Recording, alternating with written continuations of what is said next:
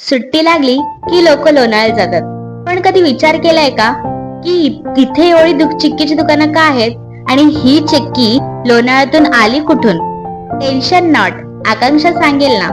ते साल होतं 1980 च. संपूर्ण भारतभर रेल्वे ट्रॅकचं काम सुरू होतं. तेव्हा लोणावळ्यातल्या डोंगराच्या भागात दिवसभर रेल्वेचे कामगार कसून काम करायचे आणि बिचारे थकून जायचे.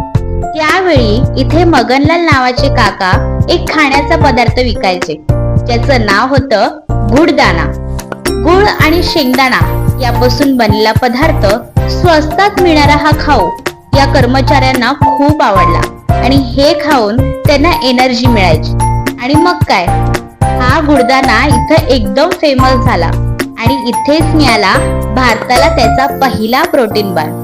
पण याच्या चिकटपणामुळे लोक याला चिक्की असं म्हणायला लागले. आता इथं चिक्कीची खूप सारी दुकानं आहेत आणि हे बघितलं की आपल्याला लगेच कळतं की लोणावळा आला.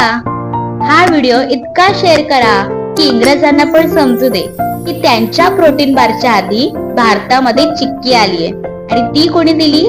आपल्या महाराष्ट्राने.